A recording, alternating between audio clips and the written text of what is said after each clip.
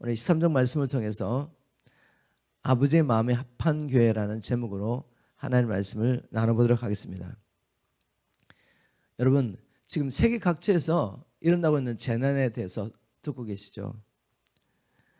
이 팬데믹 상황이 지금 거의 2년째 계속되는 가운데서 세계 경제가 타격을 받고 많은 사람이 여러 가지 이 경제적인 어려움도 있지만 특별히 이 감염에 대한 두려움, 또 반에서 감염이 되고 난 다음에 격리하게 되면 또 그 가운데 얼마나 많은 두려움이 있겠습니까? 그런 가운데 온 세계가 지금 고통 가운데 있는데 또 자연재해가 세계 각지에서 동시다발적으로 일어나고 있는 것 여러분 보시죠.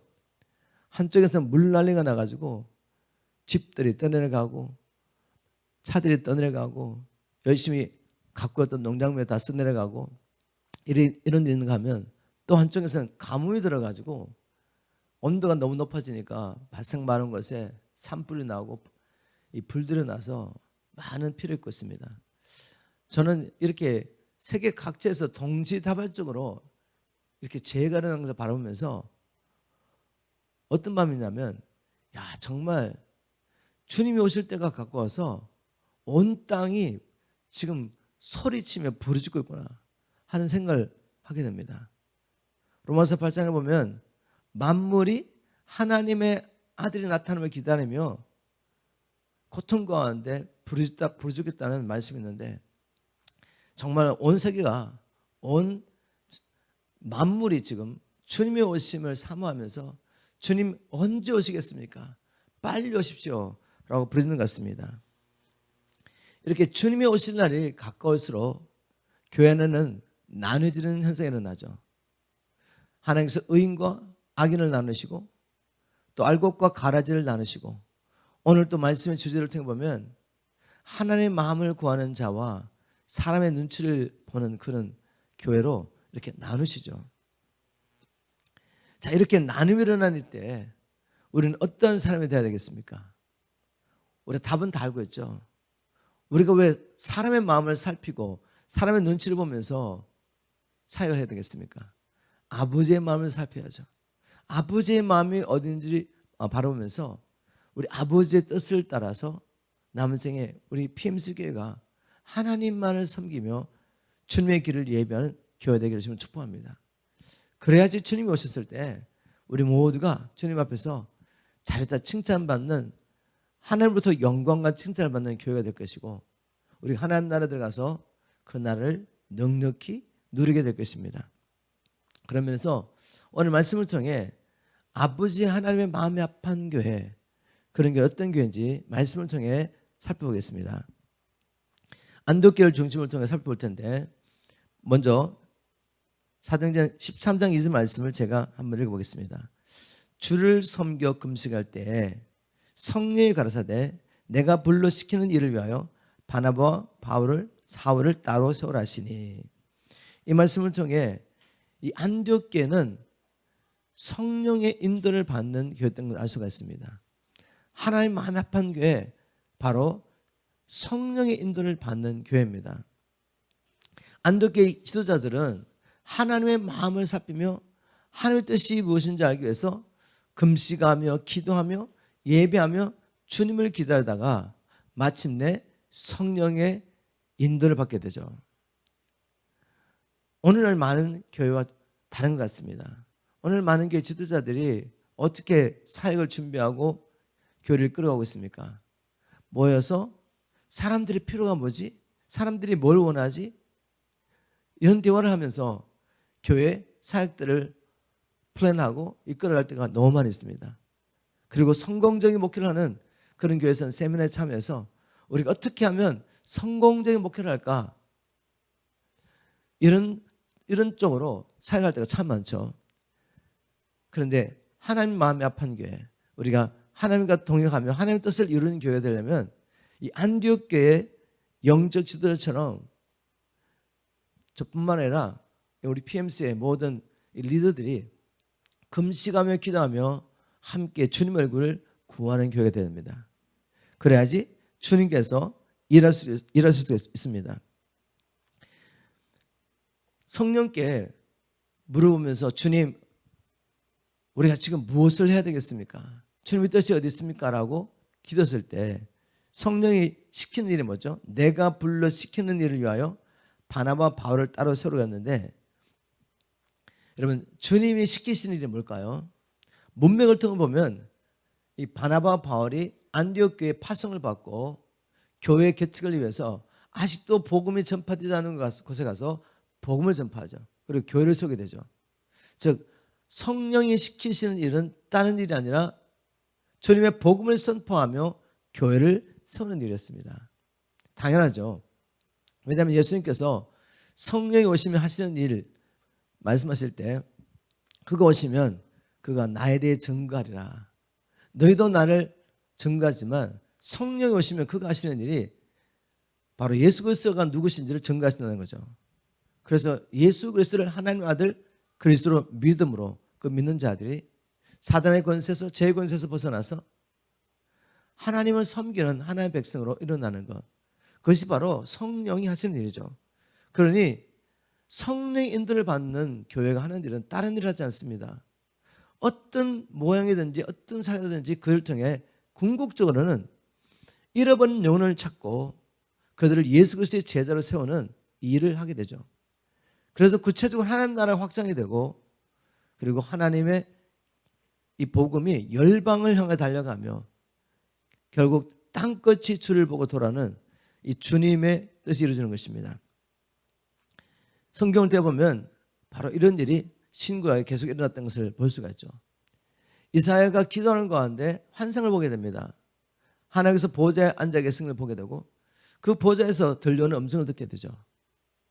이사야가 주님을 만났을 때 주님께서 들려주신 음성이 무엇이었습니까?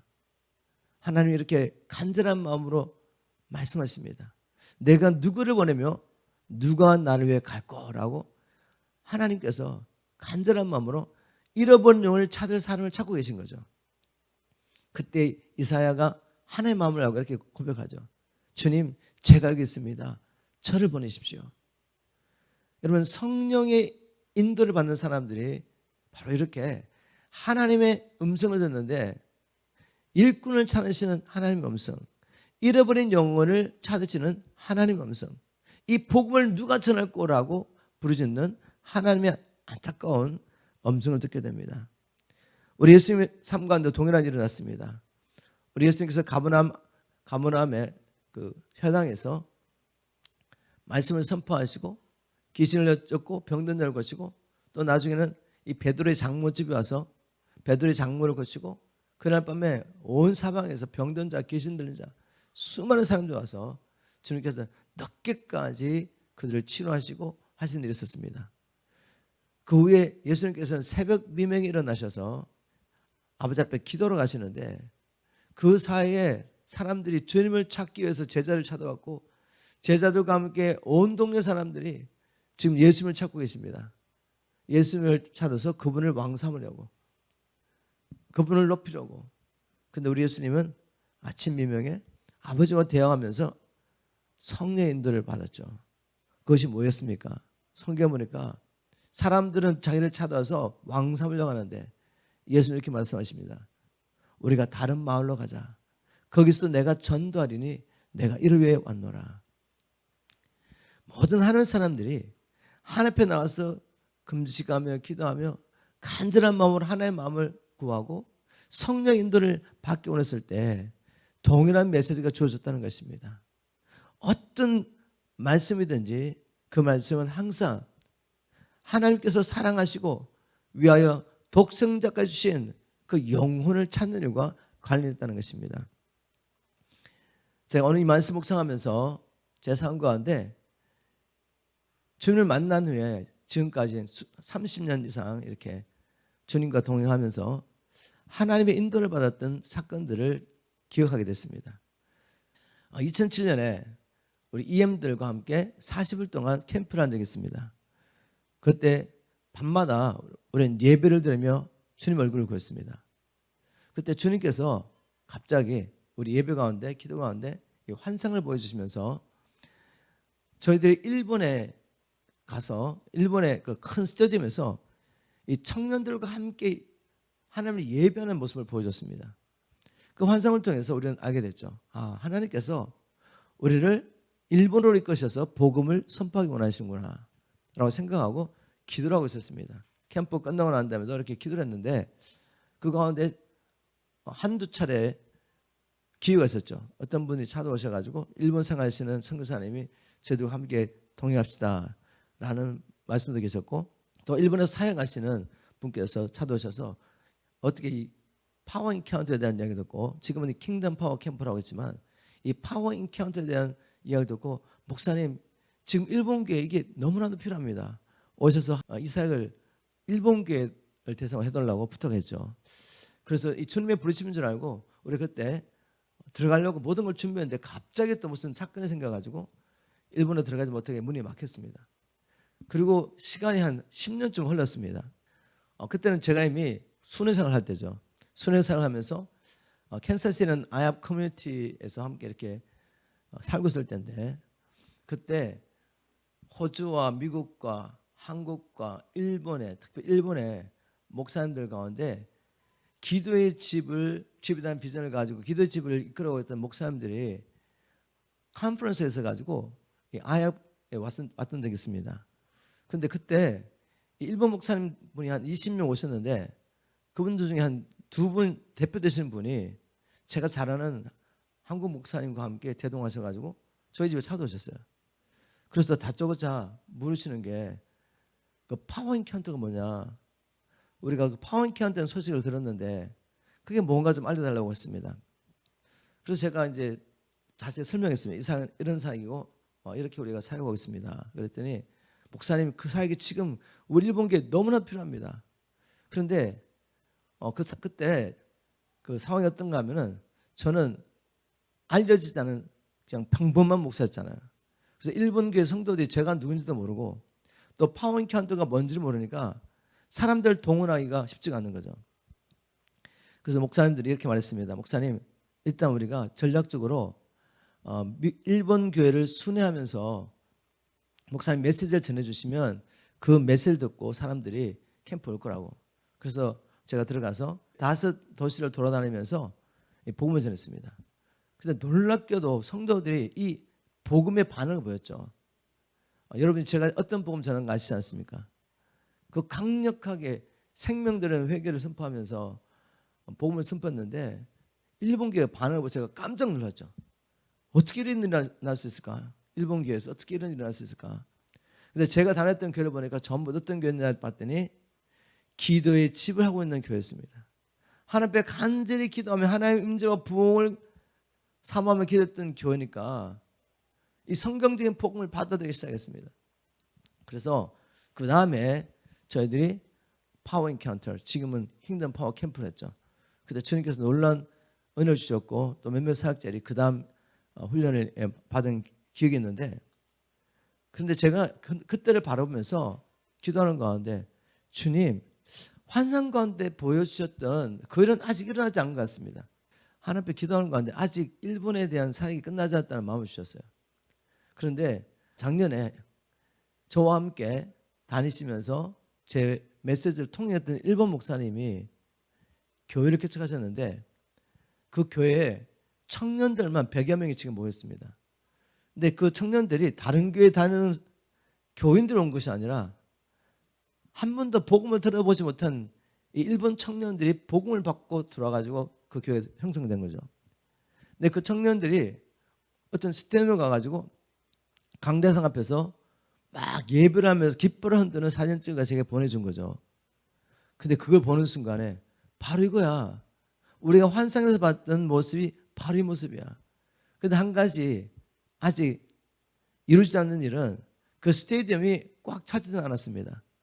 팬데믹 가운데 몸에 가서 그런지 이렇게 거리두기를 하면서 깃발을 흔들면서 예배하는 모습을 보았는데, 주님께서 반드시 그 스테디움에 가득 차던 넘칠 만큼 청년들을 일으켜서 일본의 부흥과 이 부흥을 통해 마지막 추수라는 그런 일을 이루실 것을 저는 확신하게 됐죠.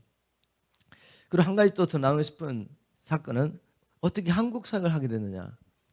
이것도 성령 인도가 있었죠. 2008년에도 그때는 이제 21일 캠프를 했습니다. EM들을 모아놓고 21일 캠프를 하는데 그때 하나님께서 갑자기 한국을 보여주시는데 어떤 대학교의 광장이었습니다. 근데 나중에 알게 된 것은 그것이 한동대학교에 있는 광장이었죠. 근데 주님께서 바로 우리에게 그것을 보여주시면서 여기서 복음을 선포할 거라는 마음을 주셨어요. 그래서 한국에 살려놓고 계속 기도했는데 2년 후에 한국은 열렸는데 그때도 성령의 분명한 인도하심이 있었죠. 결국 한동대학에 있는 교수님들 사모님과 자녀들과 또 몇몇 분이 이렇게 모이셔가지고 포항에서 우리가 사역하게 됐는데 그 일이 일어나게 된 것은 정말 성령님께서 디자인하시고 이끌어주신 사역이었습니다. 제가 아리조나에 살 때 주님을 만나고 뜨거운 마음으로 유학생들 복음을 전한 적이 있습니다. 그 유학생 가운데 복음을 받은 사람 중에 이 부부가 있는데 이 남편이 박사학위를 받고 난 다음에 한국으로 돌아가셔가지고 한동대학이 처음 시작할 때 초창기 멤버로 교수연수를 해가지고 지금까지 아마 있을 것 같은데 2010년이죠. 10년 전에 그분께서 한동대학을 섬기시다가 안식년이 되어가지고 안식년을 어디를 보낼까 고민하다가 그때 저희 교회가 코로나에서 매일 밤에 예배를 드리고 있었습니다. 처음에 주님 만났을 때 저와 함께 바이블 스터디 하면서 받았던 은혜를 생각하면서 우리가 1년 동안 재충전하기 위해서 목사님 교회 가서 같이 예배 드리면서 충전을 받아야 되겠다. 그리고 독자가 한 명 있었는데 이 아들이 주님을 못 만나가지고 힘들어하고 있었습니다. 그래서 이 아들을 위해서라도 우리가 주님이 임재하는 곳에 가서 예배 드리면서 다시 한번 은혜를 새롭게 되겠다라고 생각하시고 저희 교회 옆에다가 아파트를 불리시고 안식년 동안에 저희 교회를 다녔죠. 그런데 이분이 돌아가셨는데 그 위에 저희들이 또 안식 달이 돼가지고 저와 제 아내가 한국에 가서 한 달 동안 있는 동안에 그분들 계시는 포항을 방문한 적이 있습니다. 그래서 한동대학을 갈 기회가 있었는데 정말 한동대학에 갔더니 우리가 기도하면서 보았던 바로 그 장소가 있던 거죠. 그래서 알게 됐습니다. 하나님께서 이곳에서 이 파워 인카운트를 하기 원하시는구나. 킹덤 파워 캠프. 자, 그래서 그곳에 있는 동안에 저희들이 매일 교수님 부부와 함께 말씀을 교제했습니다. 말씀을 교제를 했는데 그 사모님이 말씀을 듣다가 갑자기 목사님 이거 우리만 듣기에 너무 아까운 메시지라고 그러시더니 막 전화를 막 하시더니 이제 친구 사모님들 다 모으신 거죠. 친구 사모님 오셔가지고 계속 이제 복음을 듣다가 얼마나 말씀을 사모하시는지 저녁 먹고 시작한 이 말씀이 새벽 4시가 될 때까지 끝나자는 거죠. 중간에 화장실 갔다 오시고 또 막 교제하시다가 또 말씀 듣고 새벽 4시가 됐습니다. 그러더니 자기들 새벽 기도가 시간 됐다고 그러면서 가시더라고요. 그 사이에 저는 좀 잠을 좀 잤죠. 근데 10시가 됐는데 아침 10시가 됐는데 다시 돌아오신 거죠. 그래서 목사님 다시 시작하자고. 그래서 또 10시부터 시작해서 밥을 먹고 점심때 오후까지 가다가 저녁이 되니까 사모님이 자기 아이들 다 데리고 온 거죠. 자기 아들 들어와가지고 같이 또 말씀을 듣고 기도를 하는 가운데 정말 성령께서 역사하셨습니다. 그걸 보면서 제가 여기서 하나님께서 이 파워 인카운터 복음 전하는 사역을 하기 원하시는구나 생각하고 제가 하나님이 주신 비전을 나눴습니다. 사실은 우리가 2008년에 이렇게 EM들과 함께 21일 캠프를 할 때 하나님께서 환상 가운데 어떤 학교 광장을 보여주셨는데 제가 한동대학에 와보니까 거기가 한동대학 광장이었다. 하나님께서 이 포항 땅에서 이 파워 인카운터를 사역하기 원한다는 말씀을 나눴습니다. 그랬더니 사모님들 하신 말씀이 그 파워 인카운터가 뭔지 모르지만 목사님이 지금 전한 이 복음을 전하신다면 저희들이 산을 모으겠습니다. 장소를 빌리고 산을 모으겠다는 거죠. 그래서 그건 됐는데 돌아서 고민해 보니까 이 파워 인카운터 사역은 저하고 제 와이프 가서 설교하는 사역이 아니거든요. 팀 사역자 있어야 되고 시스템도 있어야 되고 테이블 인도하는 사람도 있어야 되고 중보기도 있어야 되고 너무 많은 손이 필요한데 한국에 도대체 아는 사람이 아무도 없었습니다. 그런데 하나님께서는 저희들에게 이 환상을 보여주시기 전에 이미 모든 일을 계획하시고 지금 우리가 보이지 않는 곳에서 섭렵하셨죠. 바로 저희들이 파워 인카운터를 그 여름에 하려고 한 그 해에 봄에 갑자기 이 캘리포니아 지역에 어떤 성도님들이 코로나까지 찾아오셨습니다. 사도서 하시는 말씀이 목사님 저희들이 박봉 목사님을 모시고 집필하고 싶은데 기도한 건데 하나님께서 이곳에서 집필하라는 마음을 주셨다고. 근데 저는 사실 박봉 목사를 만난 적도 없고 한 몇 년 전에 집에서 예배를 드리다가 교회가 좀 커져가지고 할 수 없이 이제 건물을 빌려가지고 교회를 시작하면서 성도들이 박봉 목사님 모셔가지고 집필하자는 안건이 들어왔는데 이분 컨택 때문에 2년 반을 기다리고 그랬습니다. 그래서 결국 못 오셨거든요.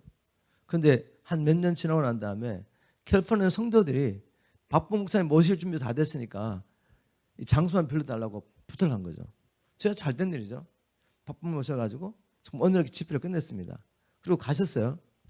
저는 그때까지 박봉 목사님 집에서 길리온 청년들이 와서 이 파워인카운트 도와주고는 상상도 못했습니다. 근데 8월 달에 다 돼가는데 이 팀 사학자가 막연한 거죠. 방법이 없어요. 그래서 기도하는 가운데 하나님께서 박봉 목사님에게 물어봐라 이런 말씀을 주셨거든요. 근데 알고 보니까 여러분도 아시는 것처럼 이 박봉 목사님은 마가다락방에서 여름 내내 집회하십니다. 근데 그 해에는 특별히 탄자니아에 있는 한 이 현지인 목사님 모셔가지고 이 치유 집회를 하시는 바람에 이 벤자 목사님 오셔가지고 통역을 하고 아주 큰 집회를 하고 계셨거든요. 아무리 봐도 사람을 보낼 수 없을 것 같아요. 그래서 제가 뭐 하나님께서 말씀하셨으니까 순종하고 힘들게 박봉 목사님 전화를 드렸죠. 목사님 이렇게 해서 제가 이런 사역을 하는데 팀 사역자가 필요합니다. 그래서 저는 시스템도 하나도 없고 마이크도 없고 아무것도 없습니다. 목사님 어떻게 좀 도와줄 수 있겠냐고. 그랬더니 목사님이 곧바로 이렇게 말씀하셨어요. 네, 제가 보내드리겠습니다. 그리고 이제 청년들이 봉고차 2개 짐과 악기들과 시스템과 모든 걸 다 실어가지고 한 2차로 왔습니다. 포항까지 내려왔는데 나중에 집회가 다 끝나고 났는데 은혜를 받고 난 다음에 이 박봉목 집에서 자랐던 한 전도사님이 제게 와서 이렇게 말씀하시더라고요. 나중에 교제를 나누면서 목사님 우리가 어떻게 여기까지 왔는지 아냐고. 사실 지금 우리가 대집회하느라 바빠가지고 우리도 바빠 죽겠는데 박 목사님이 우리를 보내가 자기들 너무 힘들었다는 거예요. 그런데 박 목사님이 이런 말씀하셨다. 자기가 이 파워인캔을 놓고 기도를 하는데 자기도 뭔지 모르잖아요. 이 파워인캔도 뭔지 모르는데 바로 그곳에 이 성령이 폭발적으로 역사하는 걸 자기가 봤다는 거죠. 박 목사님이. 그래서 청년들이라고 무조건 가라고 이렇게 명령이 떨어졌대요. 그래서 다 제껴놓고 청년들이 오신 거예요. 이 사역자들이. 근데 그때 정말 놀라운 역사였었습니다. 이 긴 이야기 짧게 하면은 이 박봉 목사님 그때 방주교 선고 계셨는데 이 작년에 비해서 청년들이 확장이 되지 않았습니다. 그래서 늘 고민하면서 이 청년들 어떻게 하지? 한 작년들 얼마 모였는지 모르겠지만 청년들이 한 40명 정도 모였거든요. 청년들이 부흥이 안 일어나는 거죠. 그런데 이 파워인턴을 갔다 오고 난 다음에 6개월도 안 돼가지고 40명이 80명이 된 거죠. 이걸 보시고 목사님이 다시 저희들이 거담회 할 때 또 보내주셨습니다. 보내주셔가지고 또 청년들 와서 은혜 받고 그 다음에 한 140여 명으로 늘어났어요. 그래서 목사님이 이 청년들만 따로 분리해가지고 젊은이 교회를 세울 정도로 하나님께서 일하신 거죠. 자, 제가 오늘 일본 사역과 한국 사역 어떻게 이루어졌는지 여러분이 나눠드렸는데 이유는 뭐죠? 성령께서 인도하시는 대로 순종하게 되면 반드시 하나님이 함께 하심을 경험하게 되고 내가 상상하고 계산하면 나오지 않는 일들이 일어나는 것이죠. 그래서 오늘날도 21세기도 성령의 인도를 받으며 사역하는 게 이렇게 중요합니다. 당연히 그렇게 해야죠. 그렇게 하지 않으면 사람 일을 할 수밖에 없고 사람의 눈치를 보면서 사람들이 원하는 사역을 할 수밖에 없는 것이죠. 그렇다면 교회는 교회가 아닙니다. 우리가 하나님이 세우신 교회, 하나님이 쓰시는 교회, 아버지의 마음에 합한 교회들면 반드시 지금도 저뿐만 아니라 우리 교회 리더들이 함께 금식하며 기도하는 가운데 주님의 인도를 받아야 됩니다. 제가 아무리 주님께 이렇게 말씀하십니다 말해도 여러분이 감동하지 않으면 이 몸은 움직이지 않기 때문에 리더들이 함께 성령을 받는 게 너무나 중요하죠. 우리 한번 3절로 넘어가서 계속 말씀을 보겠습니다. 3절을 보니까 이에 금식하며 기도하고 두 사람에게 안수해 보내니라. 성령께서 내가 불러 시키는 일을 위하여 바나바 바울을 세우라 그러면 그냥 세우고 보내면 되지 않나요? 그런데 교회가 뭐 하죠? 이에 금식하며 기도했다고 말합니다. 왜 이 두 사람을 파송하기 전에 금식하며 기도했습니까? 이 두 사도가 가서 해야 할 일이, 교회를 세우는 일이 사람들을 모아서, 자원들을 모아서 그냥 건물 짓고 마케팅 잘해가지고 사람들 모으는 게 아니란 말이에요. 뭐죠? 잃어버린 영혼을 사단의 권세에서 찾는 것입니다. 사단의 권세를 지금도 고통당하는 하나님의 백성들을 바로 성령의 능력으로 사단의 권세에서 하나님께로 인도해야 되기 때문에 그들이 금식하며 기도하며 하나님의 도우심을 구한 것이죠. 주님 이 두 사도에게 성령으로 충만하게 채우셔서 복음을 전하면서 만나게 되는 모든 도전을 극복하고 사단의 권세에서 영혼들을 하나님께로 인도하게 해주십시오라고 금식하며 기도하며 하나님의 인도와 보호하심과 성령의 충만을 구했던 것입니다. 바로 하나님께서 기뻐하시는 교회, 하나님 마음에 합한 교회가 되어서 복음을 전파하며 하나님 나라를 구체적으로 이루려면 우리가 뭐가 필요하죠? 금식과 기도를 통해 성령의 충만을 받는 교회가 되는 것이 너무나 중요합니다. 특별히 말씀을 전하는 사역자들이 성령의 능력으로 언입지 않으면 복음을 전할 수도 없고, 복음을 전할 수 없으니까 인간적인 생각으로 목회할 수밖에 없죠. 또 복음을 전하다가도 사단의 공격을 받고 멈출 수밖에 없습니다. 그래서 금식하며 기도하며 말씀과 성령으로 무장하는 것이죠. 그리고 3절 뒷부분에 보니까 이렇게 금식하며 기도하며 그냥 보낸 것이 아니라 두 사람에게 안수하고 보냈다라고 기록되어 있죠. 이건 또 어떤 의미입니까? 여러분, 구약시대 보니까 안수를 할 때 어떤 일이 나죠?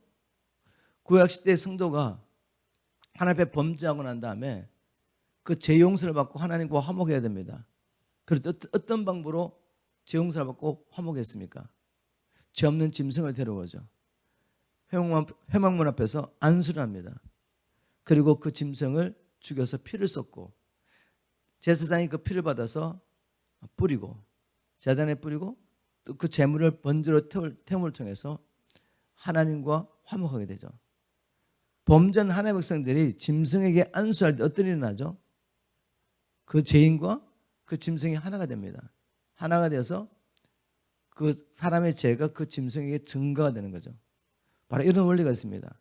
즉 안수를 통해서 하나됨이 일어나는 것입니다. 교회가 두 사도를 보내기 전에 금식하며 기도할 뿐만 아니라 안수에 보냈다는 것은 교회가 손을 얹고 그 두 사람을 위해서 기도할 때 온 교회가 그 사람들과 하나가 된 것입니다. 두 사람을 보냈지만 사실은 교회가 간 것이죠. 그리고 교회는 뭐 하겠습니까? 뒤에서 중보하며 기도하고 또 보낼 때 그냥 보낼 수 있겠습니까? 전도행에 사용할 수 있도록 또 재정적으로 후원했겠죠. 그래서 어떤 모양이든지 교회가 이 두 사람과 함께한 것입니다. 그래서 바나바와 바울이 복음을 전했지만 그 결과로 많은 영혼들이 주님 앞에 돌아왔지만 바나바와 바울만이 마지막 날 그 사역의 열매로 하나님 앞에 상을 받는 게 아니죠. 진심으로 안수를 하고 나는 비록 가지 못하지만 두 분과 함께 갑니다. 제가 함께 기도하겠습니다. 저는 재정적으로 후원하겠습니다. 재정적으로 후원하며 그리고 기도하겠습니다. 이렇게 동참하는 것입니다. 우리 PMC 교회가 누구든지 이제 파송을 받을 때 그냥 보내지 마시고 정말 마음을 다하여 이분이 가지만 제가 가는 것입니다. 목사님이 가지만 우리 모두가 함께 갑니다. 라는 마음으로, 그런 마음으로 함께 주의 복음의 역사를 이뤘으면 좋겠습니다. 또 한 가지 나누고 싶은 것은 안디옥 교회에서 바나바와 바울의 위치가 무엇인지 아시죠? 무명의 성도가 이 안디옥 교회를 세웠지만 그 교회를 복음으로 무장시키고 든든히 세운 일에 핵심적인 멤버가 바나바와 바울이었습니다. 우리를 말하면 그 교회에 담임 목사와 수석 부목사를 할 수가 있는 거죠. 영향력 있는 리더였는데 이 두 사람을 파송했다는 것이죠. 자기들이 파송한 건 아니고 성령께서 이 두 사람을 보내라고 말씀한 겁니다. 오늘날 현대교회에서 담임 목사를 파송해가지고 몇 개월 동안 복음 전하는 보낸다는 거 상상을 못 하시죠. 교회에 영향력이 있는 어떤 분을 보내는 것을 상상할 수 없습니다. 왜요? 오늘날 교회의 이 구조가 성경이 계시한 그런 교회 구조가 아니에요. 성경이 계시한, 성경이 디자인하고 성경이 보여준 이 교회를 보면 한 사람을 통해서 교회가 세워지지 않습니다. 한 사람이나 아니면 사례를 받은 소수의 전임 사역자들의 그 수고를 통해서 교회가 세워지는 것이 하나님의 계획이 아니란 말이죠. 예수 그리스도를 믿고 성령을 모시고 은사를 받은 모든 성도들이 믿음의 분량만큼 하나님의 은사를 가지고 함께 봉사할 때, 함께 섬길 때 교회는 세워지는 게 되는 거죠. 그리고 하나님의 디자인하신 교회는 어떤 건물 하나 빌려놓고 거기다가 사람들 다 모아놓고 그렇게 예배하고 사역했던 그런 교회가 아니었죠. 복음을 받아들였던 성도가 있는 그 가정, 그 가정의 성도들이 모여서 함께 은사를 통해 서로 섬기며 교제하며 또 복음을 전하며 전심으로 기도하며 그렇게 교회를 세워갔죠. 그래서 이 성경이 계시는 교회, 하나님의 디자인하신 교회는 바나바와 바울 같은 영적 지도자가 하나님의 부름을 받고 전도행을 떠나도 전혀 문제가 되지 않습니다. 그러한 때 오히려 더 다른 사람들이 일어나서 새로운 리더십들이 바나바 바울을 통해 훈련을 받던 다음 세대 사역자들이 일어나서 더 열심히 사역하게 되죠. 여러분, 저희 교회가 이런 교회가 되기를 주님을 축복합니다. 하나의 마음에 합한 교회, 성령의 인도를 받을 때 거기에 전임 사역자가 복음을 들고 순회사를 가는 것이죠. 저는 정말 이런 교회를 꿈꿉니다. 우리 교회가 이런 교회가 되기를 주님을 축복합니다. 그러기 위해서는 지금 하우스처치 리더들이 일어나서 모든 성도와 함께 그 하우스처치를 중심으로 기도하고 성도의 교제를 하고 서로 세우며 복음 전하는 교회로, 그런 교회로 세워져야 될 줄 믿습니다. 또 4절에 보니까 두 사람이 성령의 보내심을 받아 이렇게 기록하고 있습니다. 여러분, 성령의 보내심을 받았습니까? 교회의 보내심을 받았습니까? 교회가 보냈죠. 그런데 누가는 이 사건을 두 사람이 성령의 보내심을 받았다라고 기록했습니다. 이유는 당연하죠. 왜냐하면 이 모든 일이 어떻게 시작됐습니까? 성령이 말씀하심으로 시작된 거죠. 성령이 가라사대 내가 불러시키는 일을 위하여 바나바와 바울을 따로 세우라는 주님의 말씀에 따라서 순종했었기 때문에 겉으로는 교회가 보낸 것처럼 보이지만 실제적으로는 성령이 보내신 일이죠. 파송을 받아서 이제 복음을 전하는데 우리가 사도행전을 통해서 뭘 보게 되냐면 하나님의 전략을 보게 되죠. 성령의 인도를 받으면서 복음을 전하는데 바나바 바울이 어떻게 했습니까? 5절을 보겠습니다. 살로메에 이르러 하나님의 말씀을 유대인의 여러 회당에 전하세 요한을 수정자로 두었더라. 전 여기서 두 가지 전략을 봅니다. 바나바 바울이 아무 데나 가서 복음 전하지 않았습니다. 어디 갔죠? 유대인들의 회당에 있는 곳을 찾아간 거죠. 의도적으로. 왜요? 그곳에는 이미 하나님의 말씀을 가지고 있고 그들은 메시아를 기다리고 있는 사람들이었습니다. 그런데 메시아가 왔는데도 메시아가 왔는 것을 알지 못하는 사람들. 다시 말해서 성경 말씀을 가지고 있지만 성경이 열려지지 않은 사람들. 그들을 찾아갔던 것입니다. 저는 이 전략을 따라서 주님의 부르심을 받고 선교단체를 시작을 한 다음에 이 전략을 따라서 사역했습니다. 즉 전초기지를 찾은 거죠. 하나님께서 내게 주신 이 복음을 전할 전초기지를 찾았는데 바로 열방에 코리안 디아스포라가 흩어져서 흩어진 곳마다 교회를 세웠습니다.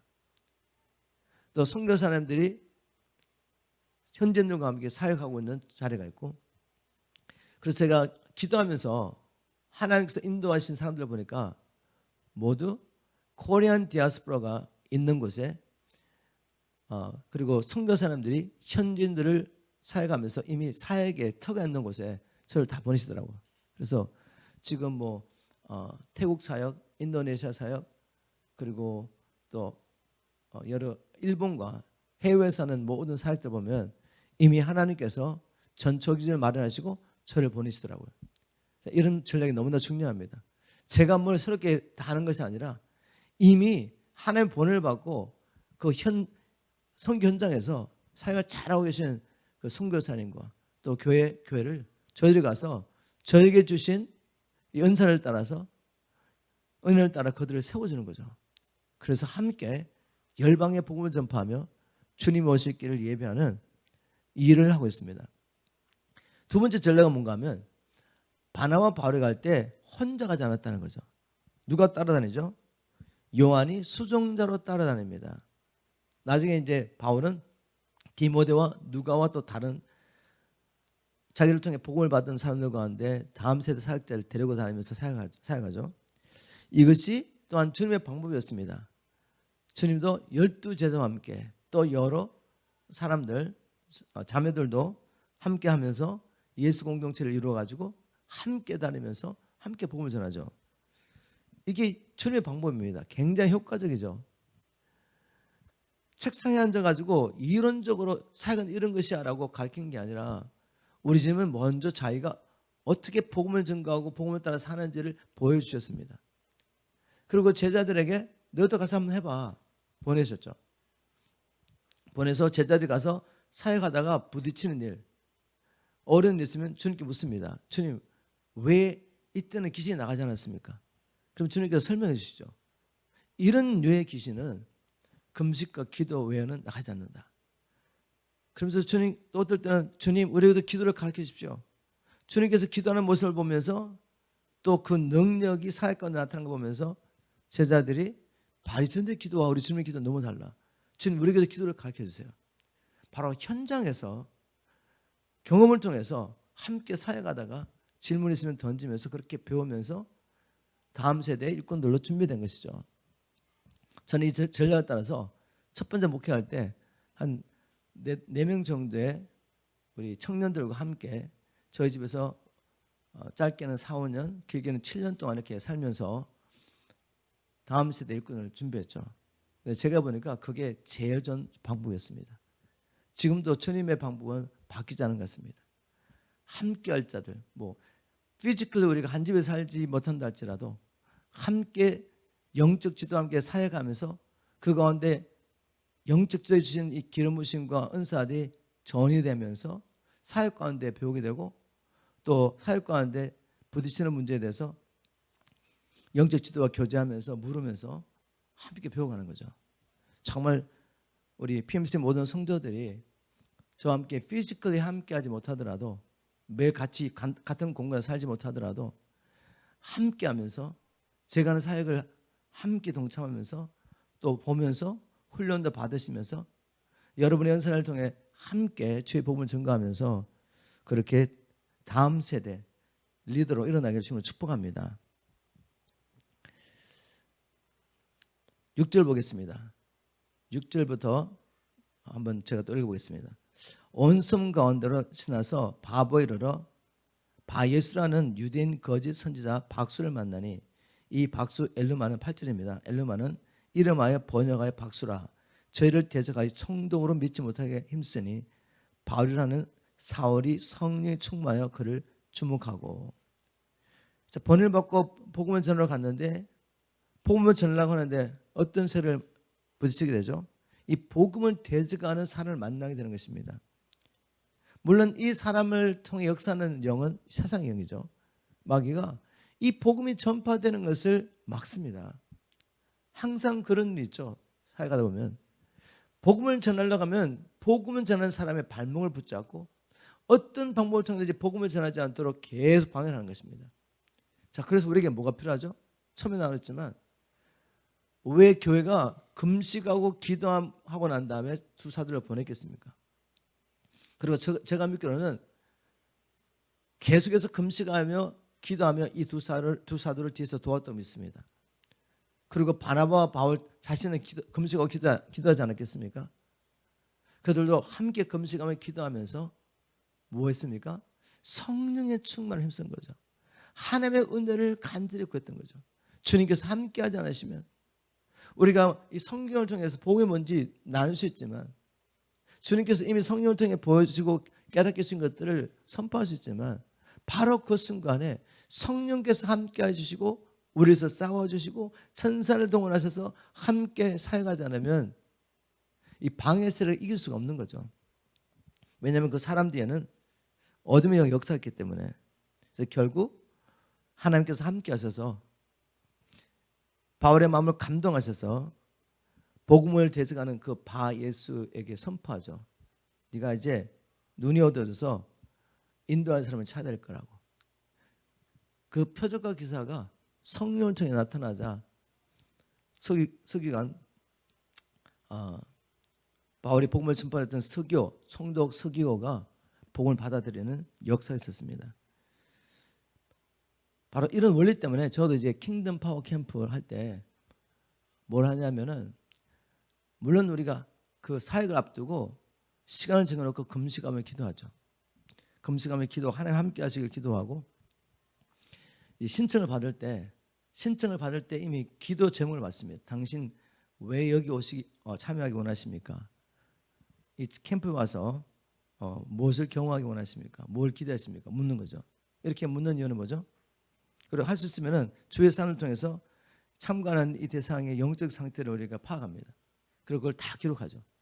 기록해서 참가 대상자들이 다 누가 오십니다, 누가 옵니다라고 이제 제게 리포트를 할 때 그 옆에다가 영적 상태를 다 적어줘요. 그리고 이제 캠프가 딱 시작되면 첫 시간에 뭘 하냐면, 다른 거 하기 전에 테이블 인도하는 테이블 인도자가 자기 테이블 멤버를 데리고 다른 방에 가서 대화를 합니다. 대화를 하면서 목적은 뭔가 하면 한 사람 한 사람의 영적 상태를 파악하는 거죠. 그리고 그걸 또 다 리포트를 하죠. 그리고 매일 사회 끝나면 테이블 인도자들은 함께 모여가지고 또 나눕니다. 사회가는 가운데 어떤 일이 있었고 지금 이 형제 이 삶에 이런 기도가 필요하다. 그걸 쭉 나눠주면 우리가 그걸 다 기록합니다. 기록하고 그 자리에서 우리가 합심해서 기도하고, 그 다음에 아침에 사역이 시작되기 전에 현장 중보자에게 그 모든 리스트를 저가 보내죠. 그래서 정확한 방향을 가지고 기도하는 것입니다. 왜 이런 일을 하는지 아시겠죠? 왜냐하면 이 어둠의 영, 세상의 영은 실제적인 존재이기 때문에 자기의 소유물을 가게하려고 하지 않습니다. 어떻게든 이걸 지켜야 되기 때문에 자기 영혼, 자기 소유인 영혼을 가지 않게 하려면 사역하는 사람들의 마음을 힘들게 하고 공격하고 다른 들의 분주하게 하고, 그래서 금식하며 기도하며 하나님의 은혜를 구하지 못하게 방해하는 거죠. 우리가 주 예수 이름으로 성령의 능력으로 영혼을 주님 앞에 인도한 줄 믿습니다. 그러기 위해서는 이렇게 우리가 금식하며 기도하며 성령의 충만을 받는 교회 될 줄 믿습니다. 14절 15절 보겠습니다. 저희는 보가로부터 지나 비스비아 안디오키로 안식일에 회당에 들어가 앉으니라.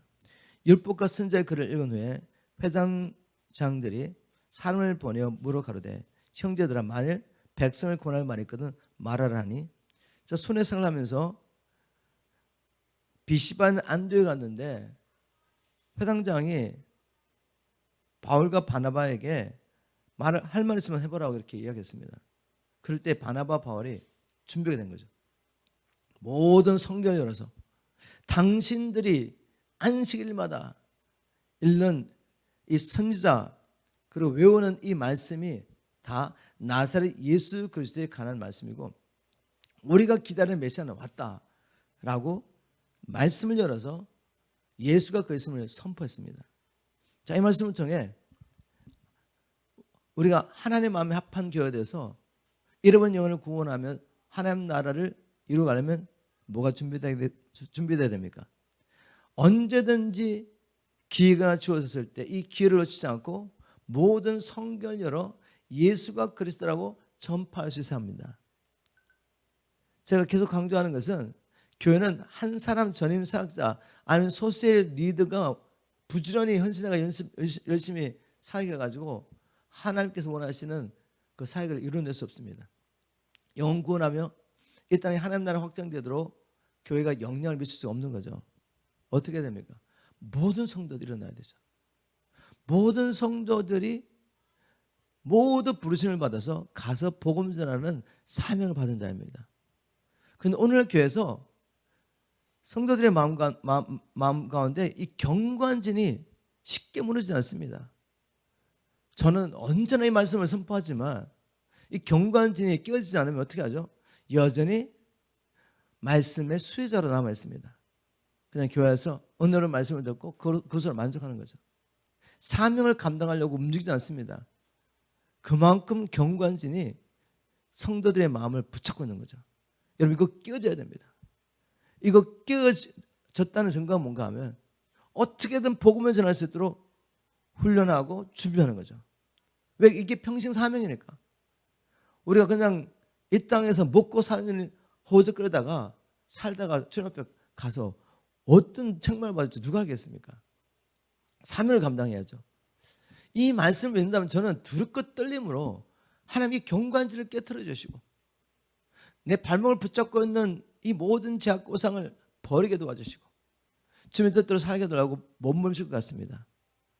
그리고 저 같은 사역자가 여러분을 훈련시키겠다고 우리 함께 와서 복음 전환 훈련하고 말씀 훈련합시다 그러면 너무 감사하다고 그냥 기쁨으로 와가지고 달려들어가지고 제가 주기 원하는 말씀을 받을 것 같아요. 근데 그렇게 하지 못한다면 여러분 안에 경관진이 있기 때문입니다. 때를 얻든지 못 얻든지 하나님께서 영혼들을 붙여주실 때 복음을 선포하십시오. 그 복음을 선포할 수 있도록 복음으로 무장하시기를 지금 축복합니다. 성령 안에서 믿음으로 복음을 심어놓으면 시간이 지나면 그때 안 맞는 것 같지만 주님이 역사하셔서 이 아이들이 말씀을 깨닫고 하나님의 반응을 보이는 거죠. 자, 한 가지만 나누고 말씀을 마치도록 하겠습니다. 결국은 방해 세력도 있고 어려움도 있었지만 복음을 전파하는 것마다 유대인들로 나가지고 이 복음을 대적하면서 소동이 일어나지만 13장 49절을 보면 주의 말씀이 그 지방에 두루 퍼지니라. 복음이 전파되면 이것을 거부하는 세력들이 나서 방해하고 핍박하고 또 어떨 때는 미혹하고 유혹하는 일이 있지만 결국 어떻게 된다고요? 복음 전하는 자가 성령 인도를 받으며 성령께 순종하여 끝까지 복음 전하면 주님께서 이 말씀이 우리가 있는 그곳에서부터 땅끝까지 전파되게 하신다는 거죠. 하나님 나라 반드시 이룰 것입니다. 우리 주님 나라는 반드시 쓸 것입니다. 지금 온 세계가 온 만물이 주님의 오심을 기다리며 부르짖고 있습니다. 고통당한 때가 온 것이죠. 이런 때 우리는 어떠한 교회가 되어야 되겠습니까? 아프가니스탄에 일어난 일 여러분 아시죠? 탈리반에 들어서자마자 교회가 핍박을 받고 숙청을 당하고 있습니다. 여러분 이런 일이 아프가니스탄에 일어나겠습니까? 이제 교회가 모든 민족의 핍박을 받을 때가 오는데 이런 때 어떤 교회가 사명을 감당하며 주님 오시기를 예배하겠습니까? 성령이 함께 하시고 죽기까지 목숨 바쳐 주님 오시기를 예배해서 복음 전하는 교회, 저는 하우처처럼 믿습니다. 그런 교회를 통해 하나님은 자기 일을 이루시고 하나님 나라 반드시 오실 것입니다. 말씀대로 이 모든 일이 이루어진다면 저와 여러분이 어떻게 준비해야 되겠습니까? 제가 목회자로 호소하는 거죠. 여러분 우리 깨어났다는 증거로서 말씀대로 한번 살아봅시다. 먹고 사는 데 매지 말고 세상 염려 붙잡히지 말고 세상 유혹 따라가면서 육체의 쾌락을 추구하며 살지 말고 이런 모든 우상을 버리고 두렵고 떨리는 마음으로 우리 군도 이루어가야죠. 우리 군을 이루어가면서 주님 오시기를 예배하는 우리 PMC 모든 성도 되기를 주 예수님으로 축복합니다.